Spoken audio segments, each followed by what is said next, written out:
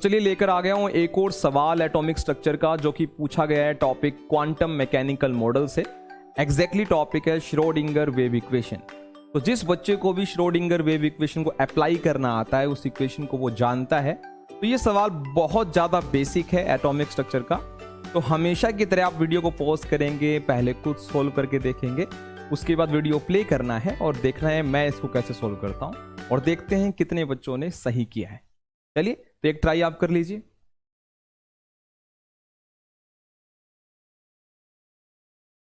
चलिए अब मैं आपको ट्राई करवाता हूं, दिखाता हूं इसको कैसे सॉल्व करना है। अगेन आई एम रिपीटिंग, आप सबको श्रोडिंगर वेव इक्वेशन आना चाहिए, उसके बाद आप इस सवाल को लगा सकते हैं। लेकिन इस सवाल लगाने से पहले श्रोडिंगर वेव इक्वेशन को सिर्फ याद नहीं करना है, यह भी जानना जरूरी है कि वो इक्वेशन आपको इंफॉर्मेशन क्या देता है और किसका इंफॉर्मेशन है श्रोडिंगर वेव इक्वेशन में। चलिए आइए तो सवाल को पढ़ते हैं। तो बच्चों हमें कहा गया है कि for x axis the wave function can be written as this, psi equal to a sine 2 pi x by lambda. What is Schrodinger wave equation along x axis. यानी आपको यह बोला गया है कि this is wave function along x axis. ठीक है, तो आपको यह पता लगाना है इस इक्वेशन से कि श्रोडिंगर वेव इक्वेशन क्या होगी एक्स एक्सिस के लिए। तो पहले तो मैं बता दूं श्रोडिंगर वेव इक्वेशन है क्या। तो बच्चों जो श्रोडिंगर वेव इक्वेशन है, जो श्रोडिंगर वेव इक्वेशन है वो बड़ी सिंपल सी इक्वेशन है, देखिएगा। वो है double derivative of Sai along x axis plus double derivative of Sai along y axis, double derivative of psi upon z axis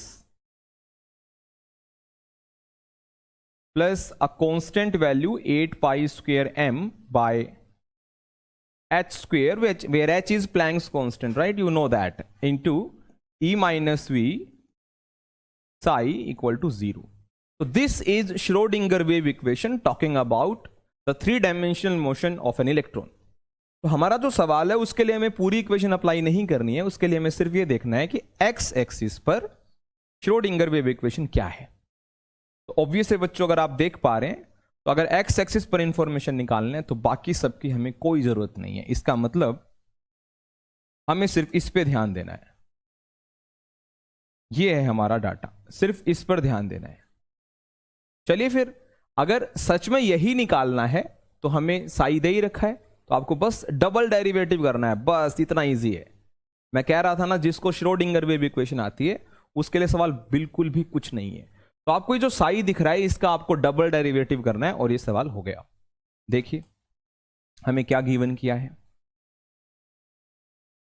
sir. Given है जो साई है वो बराबर है ए साइन, साइन का जो एंगल दिया हुआ है वो दिया हुआ है बच्चों 2 पाई एक्स बाय लैम्बडा। अगर बच्चों मैं इसको डिफरेंशिएट करूं, इसको अगर मैं डिफरेंशिएट करूं अलोंग एक्स एक्सिस, अगर मैं इसको डिफरेंशिएट करूं अलोंग एक्स एक्सिस, तो हमें क्या मिलेगा, लेफ्ट में क्या होगा, तो d psi by d x is equal to, ये कांस्टेंट है सर, ऐसे ही रहेगा ए। अच्छा सर, साइन का ये जो एंगल होता है सर, ये वैल्यू जो इसमें कांस्टेंट टर्म होती है वो बाहर आएगी। तो क्या बाहर आएगा बच्चों, बाहर आएगा 2 pi by lambda, 2 pi by lambda. अंदर क्या होगा, साइन का डिफरेंशिएशन क्या होता है, कॉस होता है, तो ये हो जाएगा cos, angle is 2 pi x by lambda, 2 pi x by lambda. ये तो आ गया बच्चों हमारा फर्स्ट डेरिवेटिव। ठीक है, अब इसका सेकंड डेरिवेटिव यानी डबल डेरिवेटिव करना है, इसका फिर से डिफरेंशिएशन करना है। ठीक है बेटा, तो अगर इसका फिर से डिफरेंशिएशन करना है तो आइए देखिए क्या होगा। इसका फिर से डिफरेंशिएशन करेंगे तो बच्चों क्या होगा, तो सर यहां पर मिलेगा हमें d square psi by d x square equal to a, 2 pi by lambda same रहेगा, फिर 2 पाई बाय लैम्बडा सामने आ जाएगा। ठीक है, इस बार आप कोस का डिफरेंशिएशन करेंगे तो वो जो एंगल है वो बाहर आएगा तो 2 pi by lambda 2 pi by lambda square हो जाएगा। तो 2 पाई बाय लैम्बडा का बच्चों स्क्वायर हो जाएगा। अच्छा जी, कोस का जो डिफरेंशिएशन होता है वो होता है माइनस साइन, तो ये हो जाएगा माइनस साइन, ठीक है, माइनस साइन, और एंगल हमें दे रखा है 2 pi by lambda x, 2 pi by lambda x.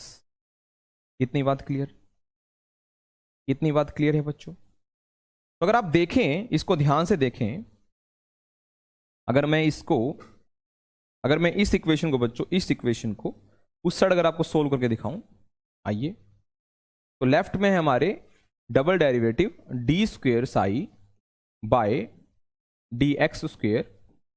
अगर मैं थोड़ा सा रीअरेंज करके देखूं तो 2 पाई बाय लैम्बडा का स्क्वायर होता है बच्चों 4 pi by lambda square, 4 pi square, sorry 4 pi square, 2 का स्क्वायर 4, पाई का पाई स्क्वायर, लैम्बडा स्क्वायर, और माइनस भी रहेगा यहां माइनस, ठीक है।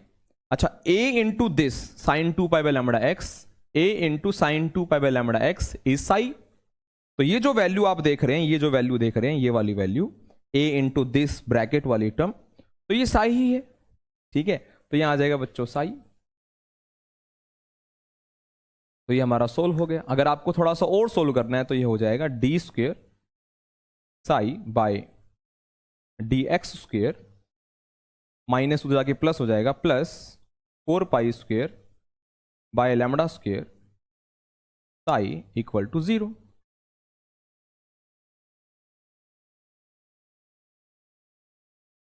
इक्वल टू 0, ठीक है बेटा, क्लियर है? तो आई होप आपको ये आंसर क्लियर हो गया होगा। दिस इज आवर आंसर, ठीक है। चलिए एक बार देख लीजिए, दोबारा देख लीजिए कैसे करना है। तो सबसे पहले अपने को साई दिया था, हमने पहले इसका इक्वेशन लिखा श्रोडिंगर का, हमें पता लगा कि वेव फंक्शन का ही double derivative along that axis ही होता है इलेक्ट्रॉन का इंफॉर्मेशन। तो हमने एक्स एक्सिस के अलोंग इसने पूछा था, तो हमने ये वाली टर्म को देखा और हमें पता लगा कि साई का हमें डबल डेरिवेटिव करना है। तो जब मैंने फर्स्ट डेरिवेटिव किया तो हमारा ये आंसर आता है, जब सेकंड बार डिफरेंशिएशन करते हैं तो हमारा ये आंसर आता है। उसके बाद हमें पता लगता है कि a into sine 2 pi by lambda x तो साई होता है, तो इसकी वैल्यू फिर सब्स्टिट्यूट कर दी और ये इक्वेशन जो है बच्चों ऐसी बन जाती है। तो इसका आप स्क्रीनशॉट ले सकते हैं और फिर मिलते हैं अगले क्वेश्चन के साथ। Thank you.